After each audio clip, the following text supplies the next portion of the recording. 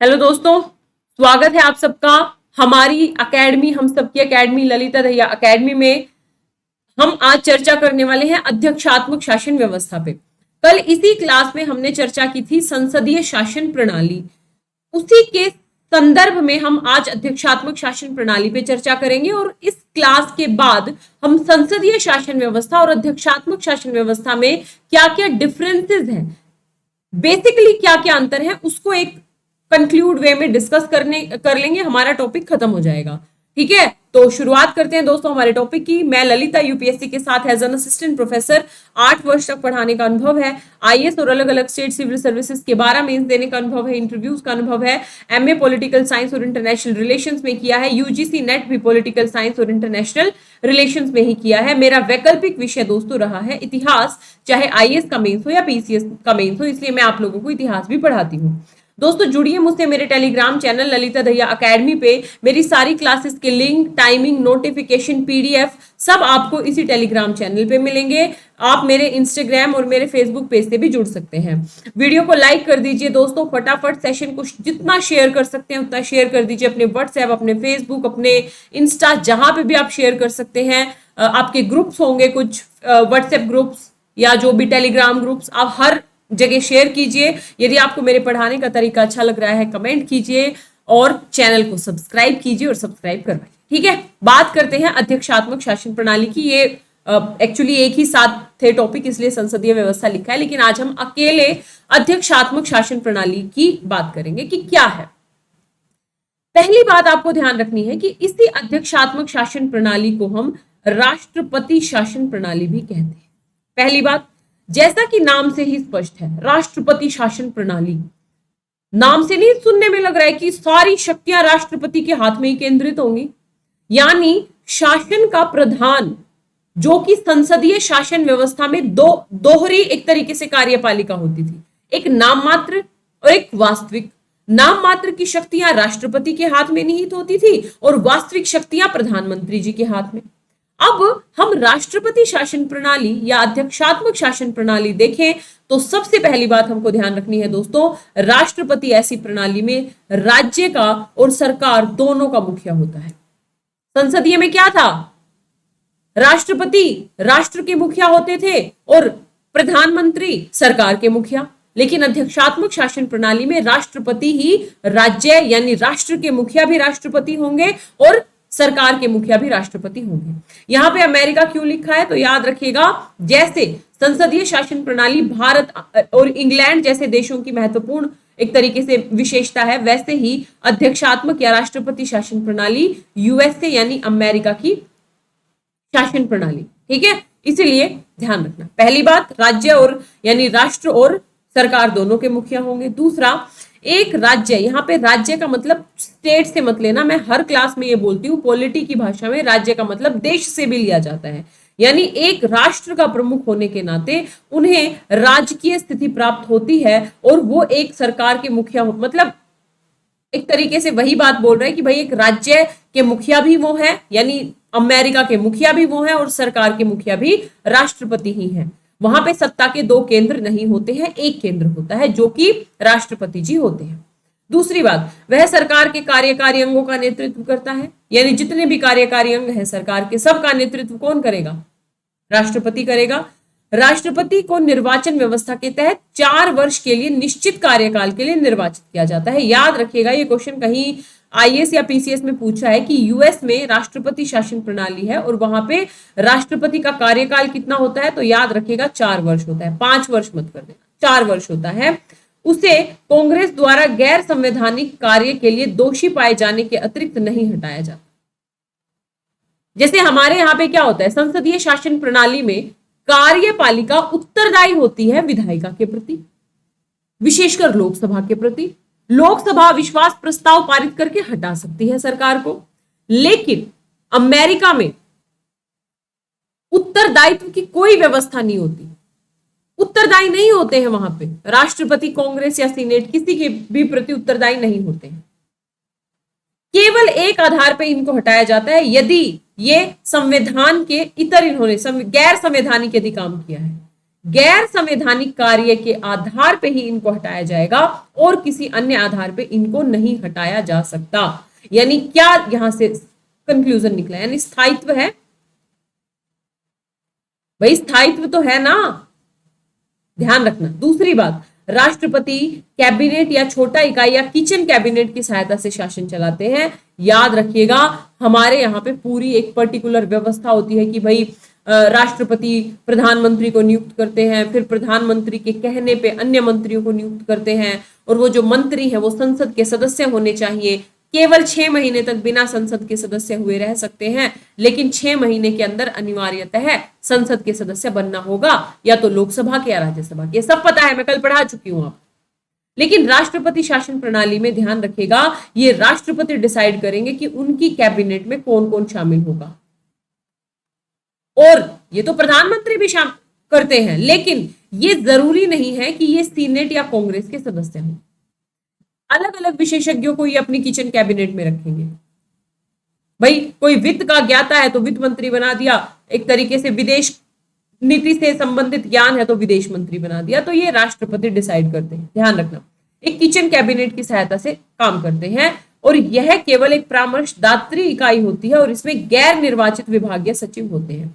मतलब ये जो किचन कैबिनेट होती है ये एक परामर्शदात्री इकाई की तरह होगी, खाली परामर्श देगी राष्ट्रपति को, और ये गैर निर्वाचित सदस्य होते हैं इसमें, यानी सीनेट या कांग्रेस के सदस्य इसमें शामिल नहीं होते। याद रखना, गैर निर्वाचित सदस्य होते हैं।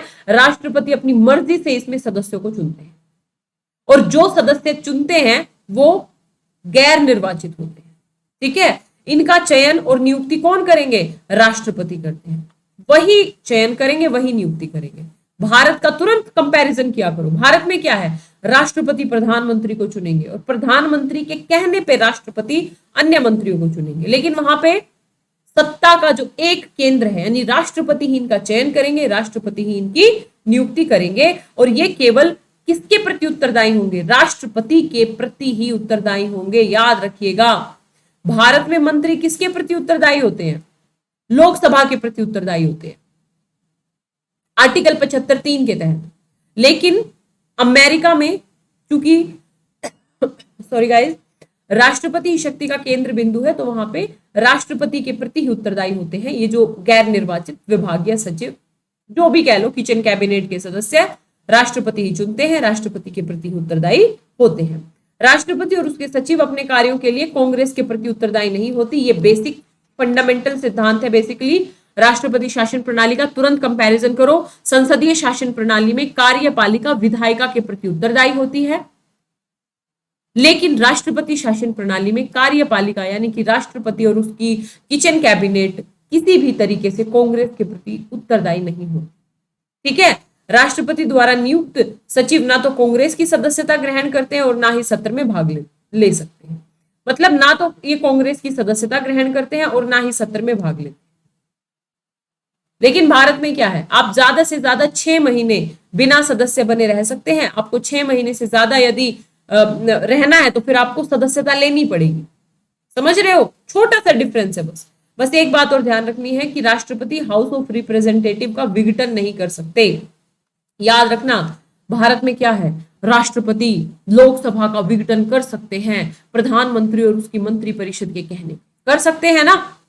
लेकिन वहां के राष्ट्रपति जो हाउस ऑफ रिप्रेजेंटेटिव है, ये कांग्रेस, ध्यान रखना है, बार बार जो मैं रिपीट कर रही थी, 2 सदन होते हैं वहां पे, एक होता है सीनेट और एक होता है house of representative. House of representative ध्यान रखना, यह सीनेट उच्च सदन हो गया और हाउस ऑफ रिप्रेजेंटेटिव निम्न सदन हो गया। ध्यान रखना, हाउस ऑफ रिप्रेजेंटेटिव का विघटन वहां के राष्ट्रपति नहीं कर सकते, लेकिन भारत के कर सकते हैं। शक्तियों का ये गोल करके पीटी लिख लो भाई, कभी भी पूछ लेगा आपसे, अध्यक्षात्मक शासन प्रणाली की सबसे बड़ी विशेषता क्या होती है? उत्तरदायित्व का सिद्धांत, शक्तियों का पृथक्करण, और भी 2-4 ऑप्शन दे देगा, तो ध्यान रख लेना। दे देगा शक्तियों का विभाजन, तो ध्यान रखना सेपरेशन ऑफ पावर, शक्तियों का पृथक्करण। मतलब क्या है, ये क्षैतिज विभाजन होता है, ऊर्ध्वाधर नहीं होता। क्षैतिज मतलब ऐसे विभाजन, ऊर्ध्वाधर होता है ऐसे, ये होता है विभाजन में। क्षैतिज यानी ये है भाई आपकी विधायिका, ये है आपकी कार्यपालिका और ये है आपकी न्यायपालिका। तीनों अलग अलग काम करेंगी, किसी के काम में कोई इंटरफेयर नहीं करेगा। यानी शक्तियों का पूरी तरीके से पृथक्करण है, सेपरेशन है। भाई मैं तो सेपरेट हो गया, मतलब बिल्कुल सेपरेट, सेपरेशन की अवधारणा है पृथक्करण में। कोई उत्तरदायित्व का सिद्धांत नहीं है, ये बेसिक फंडा याद रखना है आपको। सरकार की विधायी, कार्यकारी और न्यायिक शक्तियों को सरकार की 3 स्वतंत्र इकाइयों में विभाजित और विस्तृत कर दिया गया है। ठीक है, यही है राष्ट्रपति शासन प्रणाली। एक बार दोनों में मैं तुलना बता दूं, उसके बाद रिवाइज कर देखो, तुलना कर लो। संसदीय चूंकि कल ही पढ़ाया है, एक साथ इसलिए नहीं पढ़ाया, होच पोच हो जाता है कई बार, 2 अलग अलग क्लासेस में कर लोगे तो कंसेप्ट एकदम क्लियर हो जाएगा। देखो यहां पे मैंने क्या बताया था, दोहरी कार्यपालिका है, एक नाम मात्र की, एक वास्तविक। राष्ट्र के प्रमुख है राष्ट्रपति, सरकार के प्रमुख है प्रधानमंत्री। वास्तविक है प्रधानमंत्री और नाम मात्र है राष्ट्रपति। पता है यहां दोहरी कार्यकारिणी होगी, यहां एकल कार्यकारिणी होगी, यानी सरकार और राष्ट्र दोनों के प्रमुख होंगे राष्ट्रपति। बिल्कुल क्लियर। दूसरी बात, यहां पे बहुमत दल का शासन था। भाई जिस दल को बहुमत मिला है उस दल का शासन होगा, या जिस गठबंधन को बहुमत मिला है उस दल का शासन होगा। यहां पे राष्ट्रपति एवं विधायिका का पृथक रूप से निश्चित अवधि के लिए निर्वाचन होता है। याद रखना यहां पे विधायिका अलग चुनी जाती है और राष्ट्रपति का निर्वाचन अलग होता है। यहां पे जरूरी नहीं है कि जिस दल को बहुमत मिला है उसी दल का राष्ट्रपति होगा, यहां पे अलग अलग चुनाव होता है। समझ में आया। अगली बात, यहां पे सामूहिक उत्तरदायित्व, संसदीय में सामूहिक उत्तरदायित्व बेसिक फंडा है, आर्टिकल 75(3। कार्यपालिका या मंत्री परिषद जो है लोकसभा के प्रति सामूहिक तौर पे उत्तरदायी होगी। यहां पे उत्तरदायित्व का अभाव होता है, यहां पे कोई उत्तरदायित्व की अवधारणा नहीं। यहां पे राजनीतिक एकरूपता होती है विचारों में, या तो एक दल के सभी सदस्यों के बीच में या गठबंधन के सभी सदस्यों के बीच में राजनीतिक एकरूपता होनी चाहिए। यदि पार्टी से अलग जाके कोई सदस्य मतदान करता है तो फिर व्हिप जारी हो सकता है उसके खिलाफ, यानी राजनीतिक एकरूपता। यहां पे राजनीतिक एकरूपता हो ये जरूरी नहीं है, याद रखिएगा, कोई जरूरत नहीं है। आप यदि पार्टी से सहमत नहीं है तो आप उसके खिलाफ भी जा सकते हैं, कोई व्हिप वगैरह की व्यवस्था यहां लागू नहीं होगी। मतलब यहां पे स्वतंत्र होके काम कर सकते हैं जो मेंबर्स होते हैं, वो किसी विचार से बंधे हुए हो ये जरूरी नहीं है।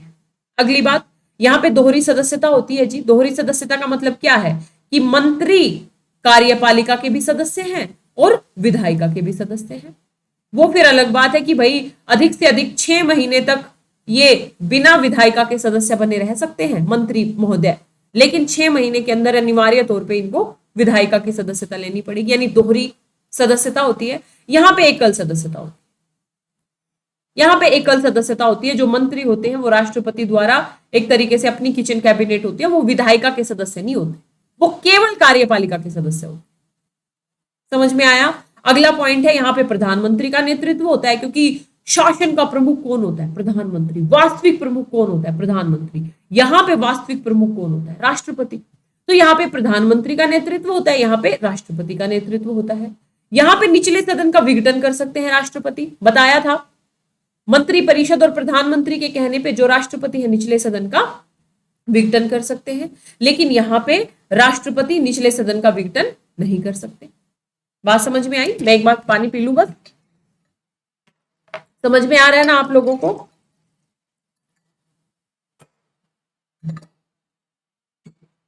ठीक है। अगली बात,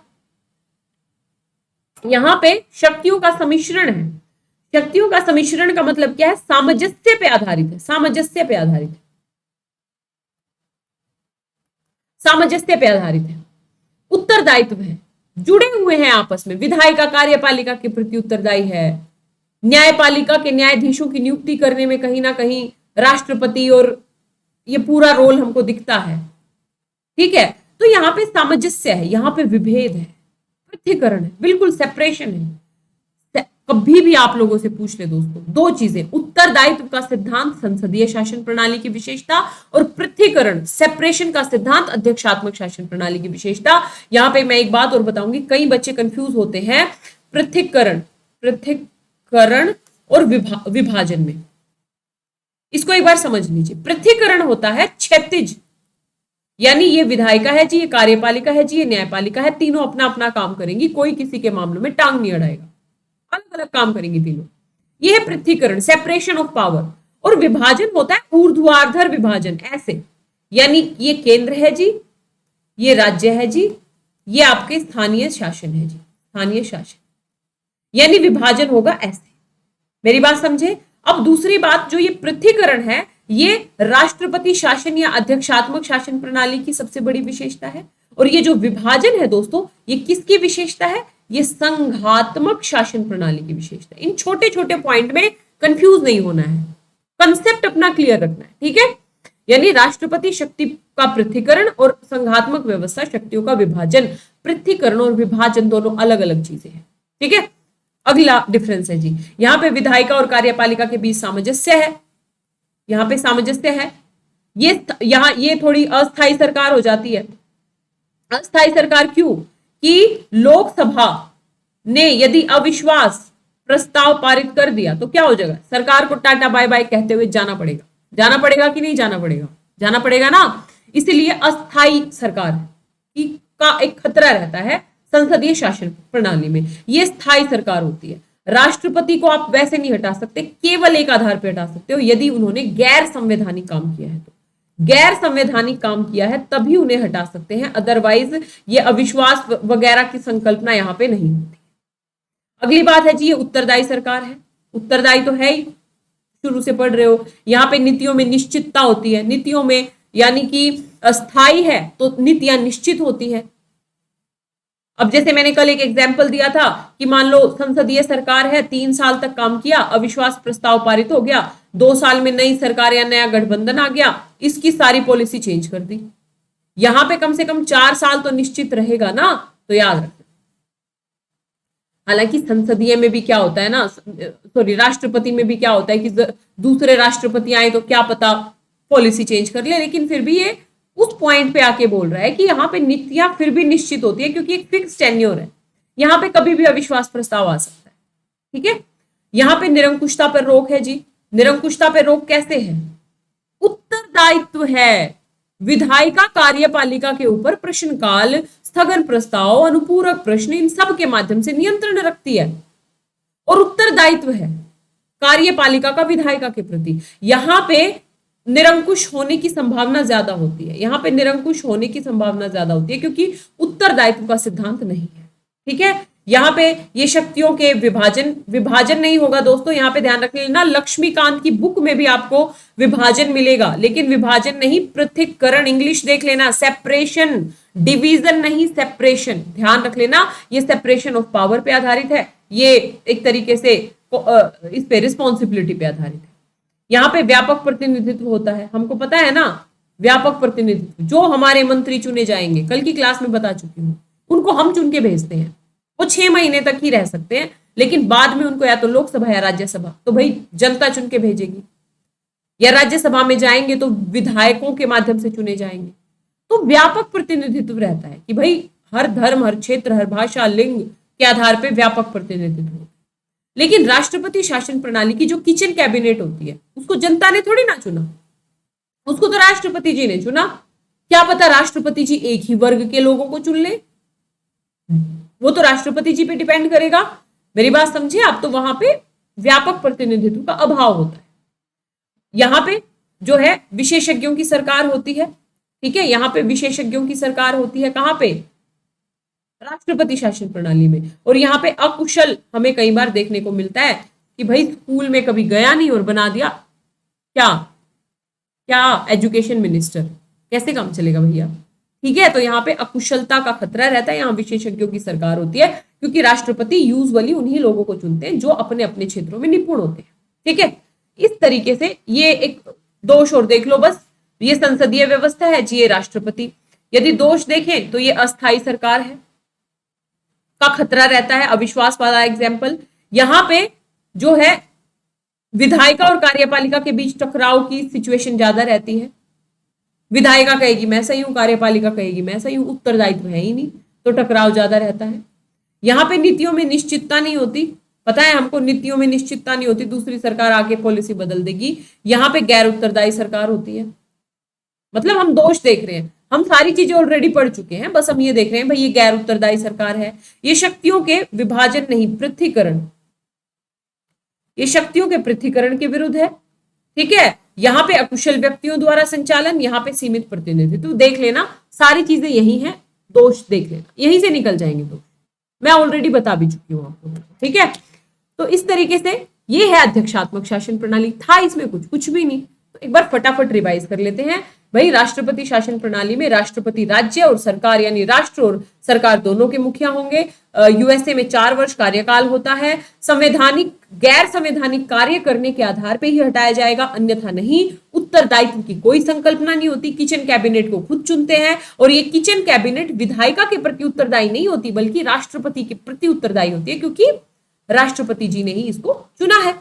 अगली बात है जो इसके जो सचिव हैं या मंत्री हैं, मंत्री कह लो आप अपनी देसी भाषा में, ये विधायिका या कांग्रेस की सदस्यता ग्रहण करें ये जरूरी नहीं है, ठीक है। कंपैरिजन करके मैंने बताया है। हाउस ऑफ रिप्रेजेंटेटिव का विघटन राष्ट्रपति नहीं कर सकते। शक्तियों का पृथक्करण मूल विशेषता है राष्ट्रपति शासन प्रणाली की। तो यही है राष्ट्रपति शासन प्रणाली। फिर मैंने आप लोगों को दोनों में डिफरेंस बताए, डिफरेंस बहुत अच्छे से मैंने समझा दिए हैं। होप आपको ये वीडियो समझ में आई होगी। अब आपका क्या काम है, संसदीय व्यवस्था प्लस राष्ट्रपति शासन व्यवस्था, राष्ट्रपति व्यवस्था, इन दोनों को आप कंबाइंड करके एक बार सुन लीजिएगा, आपका बिल्कुल कंसेप्ट क्लियर हो जाएगा। फिर चाहे पीटी में क्वेश्चन आए, मेंस में तो मैं अलग तरीके से पढ़ाऊंगी, यहां से मेंस में क्वेश्चन बनता है यहां से, ठीक है। लेकिन पीटी अभी सर पे है तो एक फास्ट रिवीजन कर लीजिएगा। तो दोस्तों होप आपको वीडियो समझ में आया होगा। ज्यादा जानकारी के लिए जुड़े मेरे चैनल ललिता दहिया अकेडमी से।